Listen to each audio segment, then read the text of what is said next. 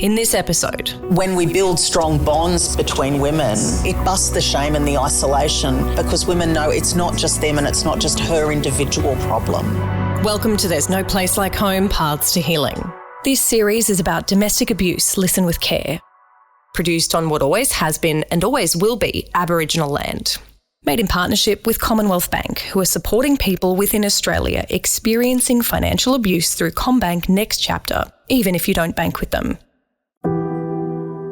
For many, escaping from an abusive home is just the beginning, because there's surviving the immediate crisis and then there's recovery, everything that comes next. She said, where do I go to talk about the trauma that I'm living with? It gives me the tingles every time I talk about it. This is young men. Seeing them literally break out of the cycle in front of your eyes, you just know you're making a difference.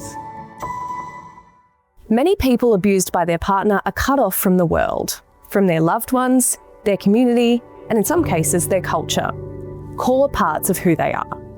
So how can reconnecting with culture and community help someone to rebuild their place in the world and reconnect with their own identity outside of a perpetrator's influence and control? In this episode, I'm joined by Sono Leone Weatherall, the Butchala and Garawa woman who founded Strong Women Talking, an Aboriginal-led grassroots movement with an extraordinary success story. I'm also joined by Juliana Nkrumah, an award-winning human rights advocate who, through Settlement Services International, is transforming how multicultural victim survivors are supported in crisis and far beyond. And I'm joined by Annabelle Daniel, the woman behind Women's Community Shelters, a first-of-its-kind organisation working with suburbs and towns who want to build local domestic violence shelters. She's giving victim survivors a community supporting them, as well as a place to sleep. Welcome everyone to There's No Place Like Home, Paths to Healing. It is such an honour for me to be in a studio with the three of you. I'd like to start by asking everyone to share a little bit about themselves and what drives them to do the work that they do. Annabelle Daniel, you are the CEO of Women's Community Shelters. Tell me a little bit about what led you to your work. I would have to say that it was about 15 years ago and I took over the management of Elsie Women's Refuge, which some people may have heard of. And I will never forget a day. We just had one woman leave with her 3 children the day before. She'd gone on to New Safe Housing and we'd waved goodbye to her. My amazing staff had got that one room ready. And I'd gone out to a meeting in the city and I came back at about 11 o'clock. And 3 of my staff members came running towards me and each one of them was holding a clipboard. And on that clipboard was the details of a woman and her children who desperately needed that one room that we had available. And one was the local police station. They had a 22-year-old Aboriginal mum with 3 kids and she'd been very badly physically assaulted and he was desperate to find somewhere for her to go with her kids. The second call was from the social worker at Royal Prince Alfred Hospital and they had a mum who had premature twin babies and they said, there's domestic violence in the home, we're going to have to remove the children from her if she can't find somewhere safe to go. And the third call was from a mum who'd slept in her car over the weekend in Wollongong, south of Sydney, 2 teenage kids. And she said, I've got $30 left in the world and I will put that money into petrol in my car if I can drive up and have that room. And so that was the 3 stories in front of me that I had to make a choice of who was going to get that room. And I thought, this is 2011 Australia. How is there not a safe room available for every single one of them? And that was my moment when I went, I'm going to do everything I can to create new safe beds for women and children in Australia. So that was really where it all started for me. Thank you for that, Annabelle. And it's so distressing to know that all 3 of you would have a similar situation where you had to decide who you could help and who you had capacity to support. Juliana Nkrumah, you are the head of gender equity for Settlement Services International. You've also been awarded a Human Rights Medal for your work with refugee and migrant women. your list of achievements is very long and I can't fit it into this podcast. Could you share a little bit about what led you to do the work that you do and what drives you? I think what led me to do the work I do is learning to bring the voices of women and vulnerable women who are normally not in the public sphere. We don't see them, they are almost invisible, and yet they have their own voice. Not only bringing their voice, but also finding the space to center those voices in the important decisions that affect them. Because we quite often say we will empower, we will do for, but we don't consult the women in order to find out what would be right for you, what would be good for you.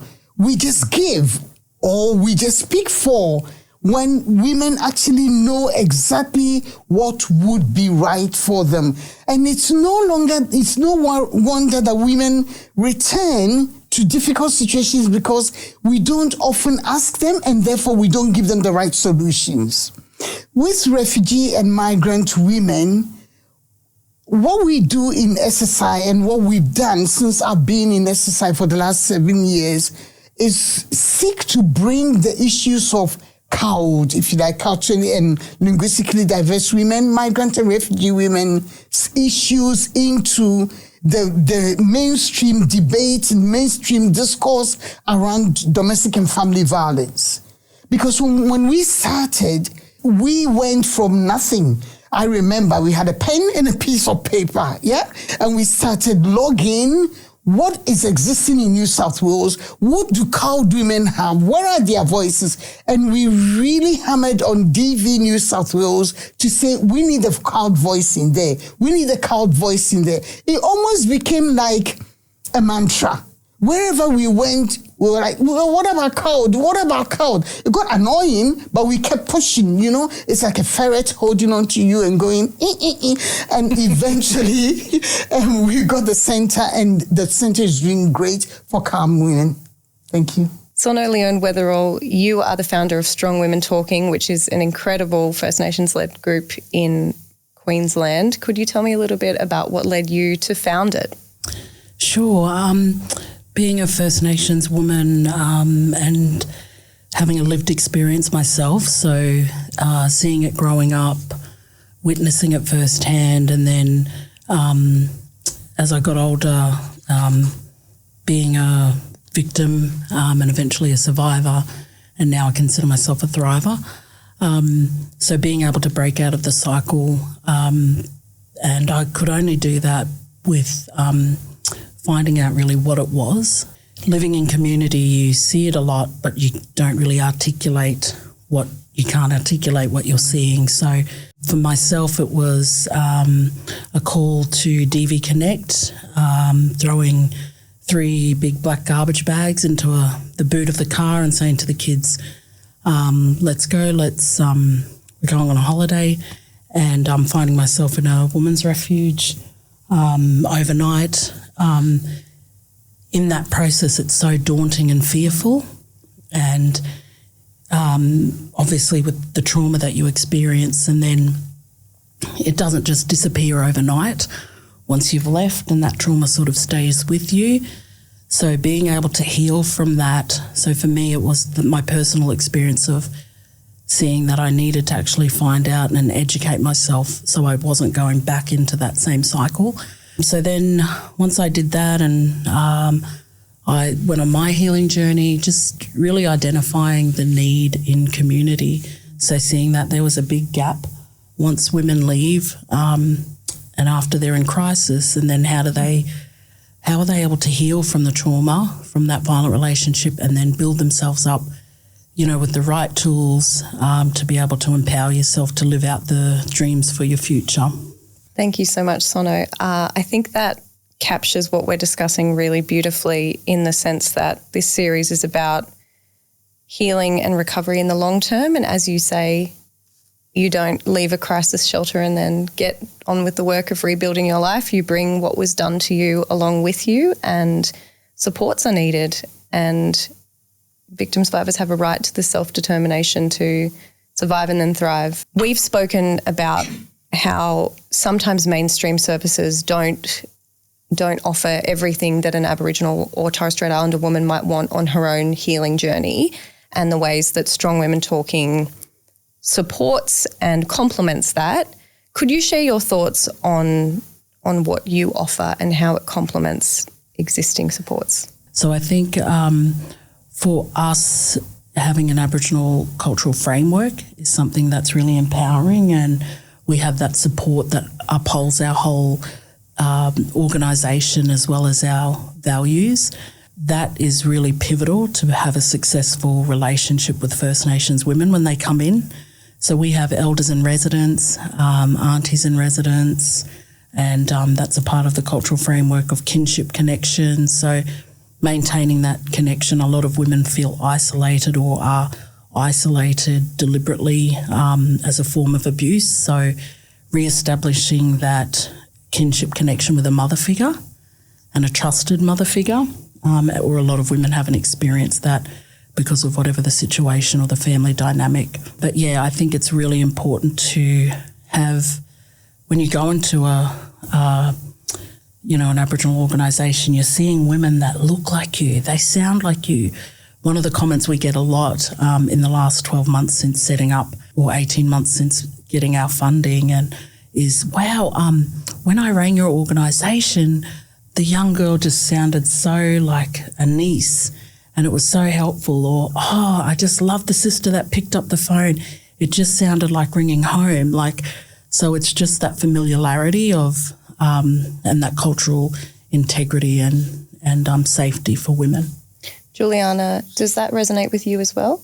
I'm reflecting on that and smiling to myself because of the amazing diversity that we have among CALT communities. And we don't have a system that puts, if you like, African people or Middle Eastern people or in some of the refugees. In our service, we look at the whole diversity of people.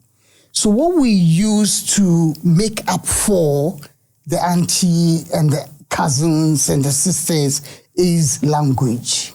Yeah.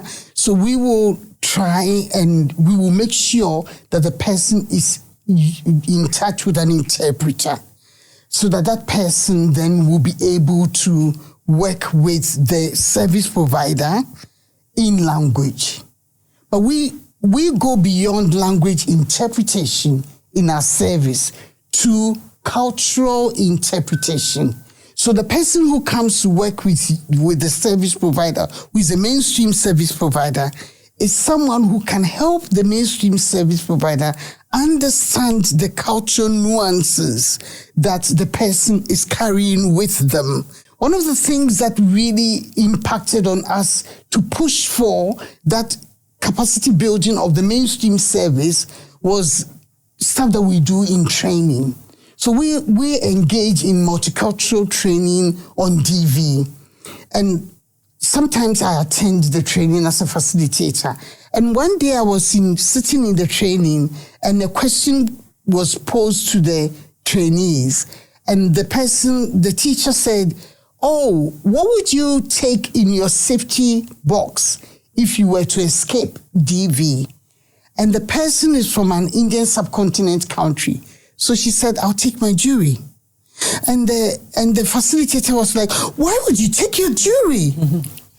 And I tapped her on the thighs and I said, hang on a minute. This woman said she would take her jewelry. Let her really open up to explain to you the need for her jewelry. She's carried her jewelry as part of her dowry. And so that is what she will fall on if she's in financial difficulty.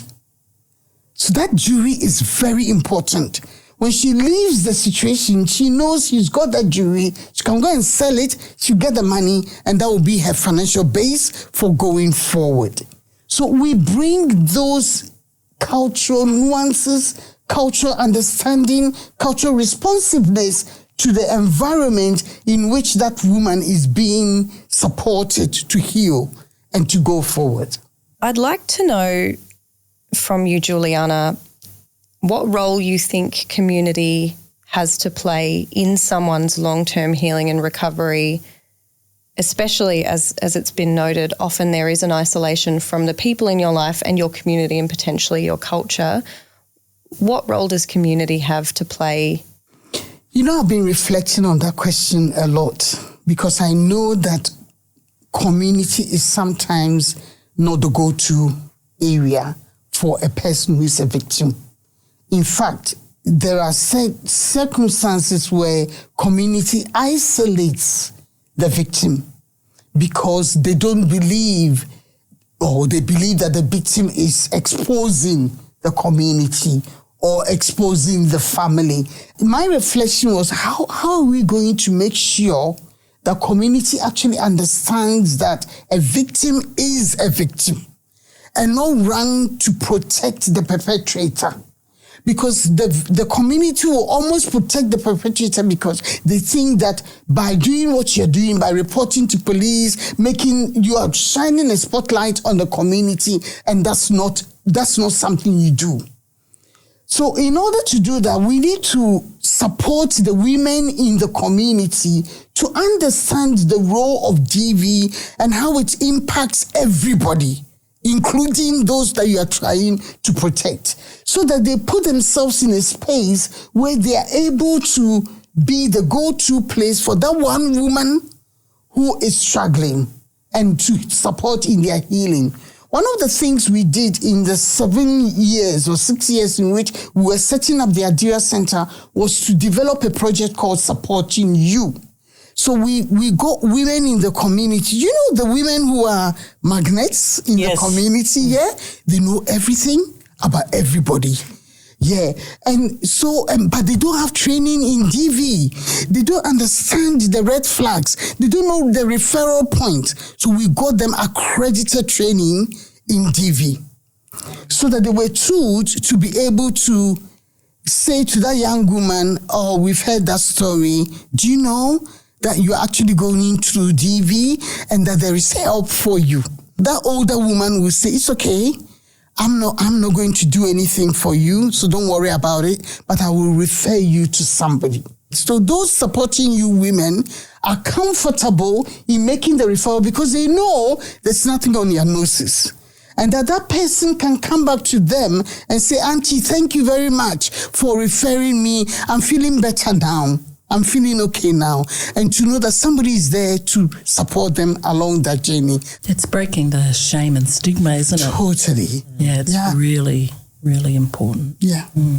Annabelle, listening to you, Juliana, I was reflecting on the work you do at women's community shelters and the fact that your organisation uniquely requires community buy-in. It requires a community to want a shelter to be there.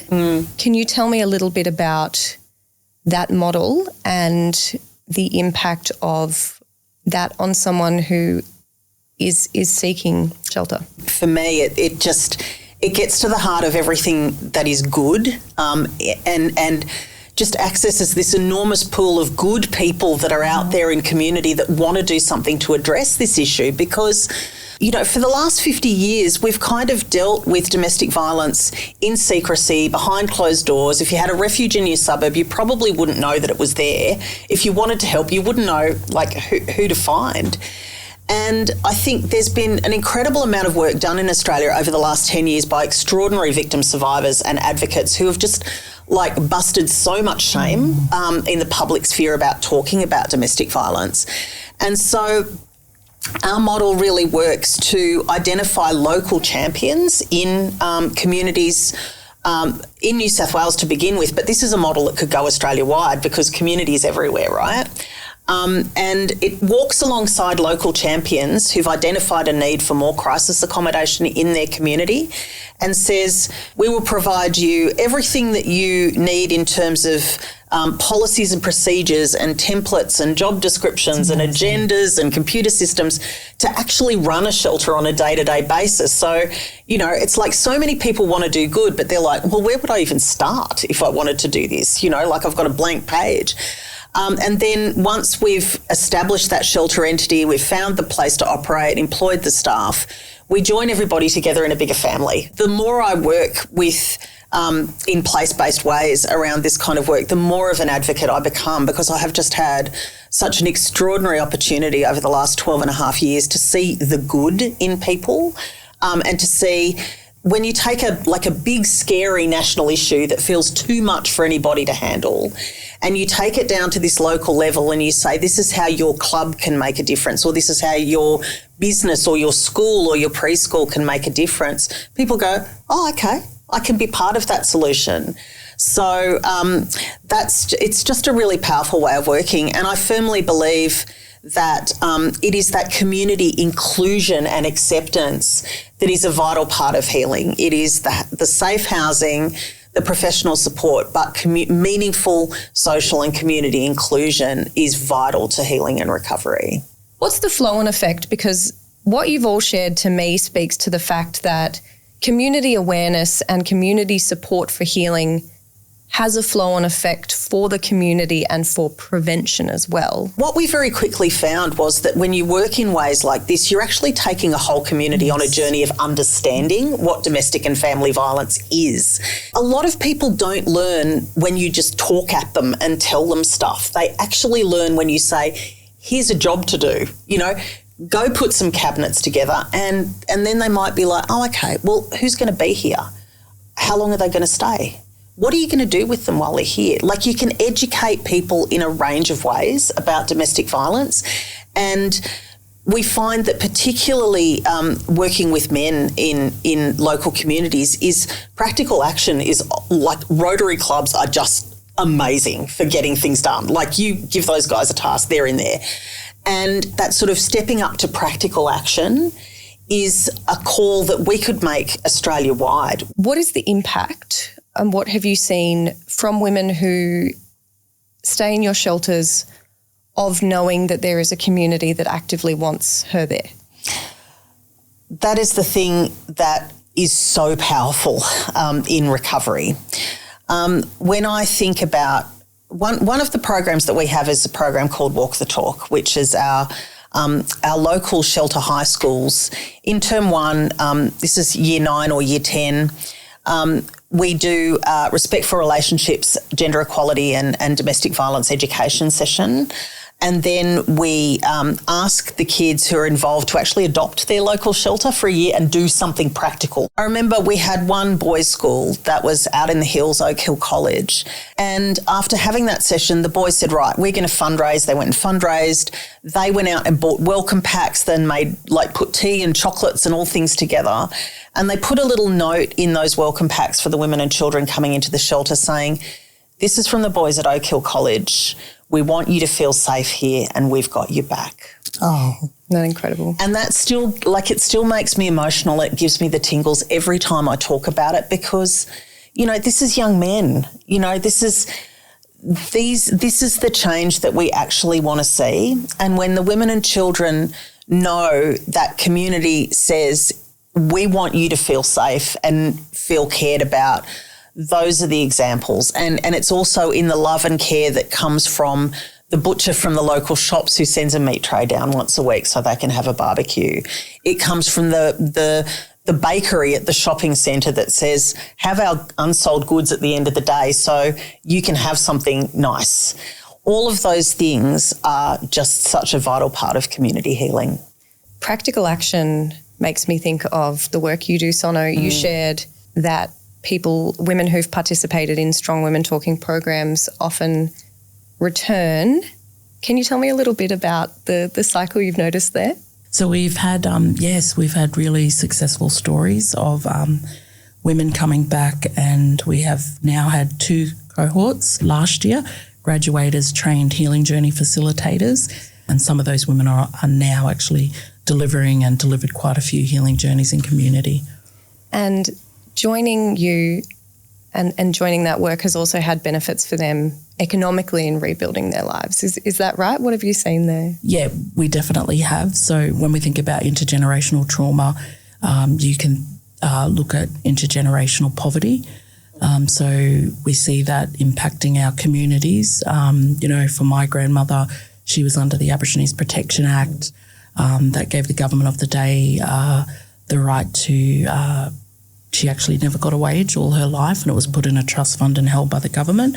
And so we see that the impact flow down on the generations. That was only my grandmother, and also my mum also was under the Aborigines Protection Act and grew up on an Aboriginal reserve, Cherbourg in Queensland, and where a lot of our old people were put, a lot of our ancestors were put. And so it's generation across a generation of racist structures and racist policies and legislation that have directly impacted financial wealth and financial literacy and for future generations. So being able to employ a First Nations woman that's been impacted by domestic and family violence and see amazing outcomes like, women that have not even considered ever owning a brand new car be able to own a brand new car. We've been doing mortgage brokering workshops for women, or just stuff around financial literacy for our staff. So seeing them, literally break out of the cycle in front of your eyes, it's really like touching, and you just know you're making a difference. And it's a credit to you as well and the work that you do. Could you tell me a little bit about the sisterhood model at Strong Women Talking? We are a sisterhood of elders, aunties and sisters that are passionate about driving change and really passionate about normalising, just like the name says, strong women talking. So, it's not shame to talk about the hard things. It's actually, we want to normalise it. So we create this amazing environment of cultural safety where, if that looks like a woman coming in and she's greeted by an elder maybe or a sister, she's given a hug, she's offered a cup of tea, all those, that shame and stigma of, I'm coming here for domestic violence, it's just gone, because it's just the way we live and do things, our cultural practice. So, yeah, it's a real grassroots movement of women and aunties and community. Juliana, to you, what does healing and recovery in a culturally safe way look like? Is there anyone that you think of when you think about the work you've done and the difference you've made? That question makes me wonder which of the work that I've done. Too much work, too many good things. I want to reflect on this recent DV forum. When I say we had a DV forum in my community, it's a breakthrough event because our people don't talk about DV. I remember about 20 years ago, a woman came to our association meeting to talk about DV. And the oldest existing woman in our community, she's passed on now, she got up and she made the woman feel like she was doing the wrong thing, even daring to come to our community, talk about DV. And that was the last time we attended. So this forum was amazing. But a young woman who I know, and I know her story because I had gone with my husband into her home to gather with her husband and her husband's parents and her parents to talk about her situation. And I know now that her mom had to rescue her. And that woman put up her hand and asked the question. And she said, where do I go to talk about the trauma that I'm living with, even though I've left that relationship? That night, it hit me. And I thought, yes, of course, we have the trauma center in Wollongong and all that. But if I sent her there, what exactly is she going to get? So the point I'm making for us, is there is a gap, and I'm admitting it. There is a gap. there is need for the institutions that have been established to break it. Annabelle, you talked about bringing it to the local level, to almost bring that amazing idea and the funding that has gone with it and disseminating it to the local level, where these young women who have had difficult situations, they've been rescued. But to hear that young woman articulate that, I thought, oh my God, just sending her to that center is not going to make it, do it for her. We need to do more. So localizing these issues and localizing them not to the physical local level only, but also to the community, the local community level, as in the refugee community, the specific refugee community. You know, we for example, in Australia, we talk about Africa. It's like a country. My God. Yeah. So which language are we going to talk about? Yeah. Sorry, I've got to laugh about this one. So are we going to go to the Swahili speaking community? That's great, because it will take in most of East Africa. Maybe when you come to West Africa, let's do pidgin. You know, let's talk pidgin. Then everybody will gather around it. Yeah? At least that will help us, because everybody knows pidgin in West Africa. What are we going to speak in South Africa? Zulu? Maybe. And then what about Northern Africa? We really need to nuance our service provision in a way that will be relevant to that group. However, what it is what we've got. The conversations need to be had to support a woman like this young woman. What is needed at that point where you say, as you note, a woman might be living her life seemingly. She has a job, she is looking after her children, she might have a place to stay, but that trauma of what was done to her is still living. What do you see as the supports that need to be happening there? Is it that community conversation?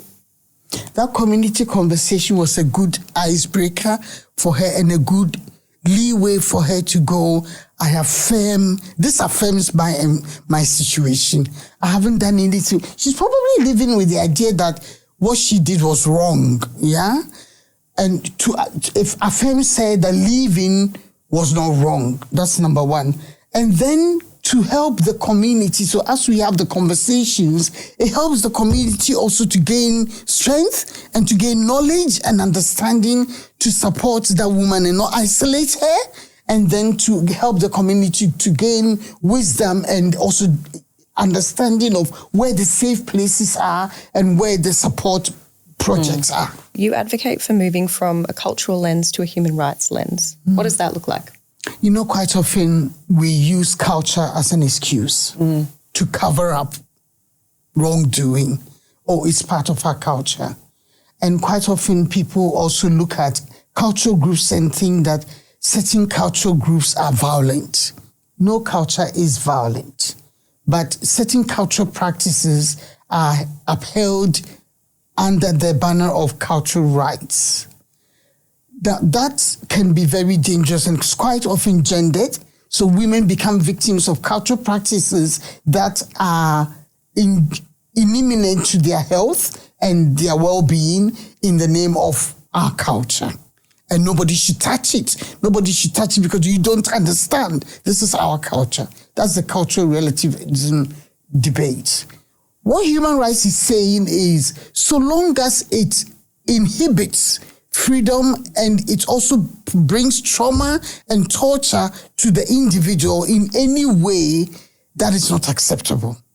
So what is important now for us is to begin to look at all these practices through the lens of human rights and allow human rights to be the point at which we turn its culture on its head and prevent harm and trauma to women and girls. I just always want to say too, and leaning into what Sono was saying before as well, I think one of the things that we need to remember in the response to domestic and family violence and where it came from, and certainly in Australia where it came from, was from this great wave of kind of feminist movement in the 1970s, you know, that there was sort of domestic violence refuges and rape crisis emerged out of that, and there was a lot of work. And of course, Aboriginal women had been doing this work and supporting one another for a very long time before that. But I think part of that really early or the 1970s work, in any case, was a lot of the work was about consciousness raising as well, and that these are universal experiences for women, no matter what your culture, no matter what your background. Domestic and family violence exists, and that part of our response to that is about breaking down the isolation and the trauma and building also strong peer support networks between women and being intersectional in our feminism to recognise how sexism and racism and misogyny all intersect. And when we build strong bonds between women, that response also builds, like it busts the shame and the isolation and the trauma, because women know it's not just them and it's not just her individual problem. Annabelle, Sono and Juliana, it's been a privilege speaking to you. Thank you so much for joining There's No Place Like Home, Paths to Healing. Thank you. Thank you. Next time on Paths to Healing. My life is very different to the life I had prior. Yes, it's free of physical abuse, but I'm navigating not having a job. This podcast is made in partnership with Commonwealth Bank, who are supporting people within Australia experiencing financial abuse through CommBank Next Chapter, even if you don't bank with them. Contact CommBank's Next Chapter team on 1800 222 387, Monday to Friday, 9 a.m. to 6 p.m. Sydney, Melbourne time, excluding public holidays, or visit commbank.com.au/Next Chapter. If you enjoyed this podcast, please rate and follow or join the movement at futurewomen.com. This episode was hosted by Sally Spicer. Executive producer is Sally Spicer.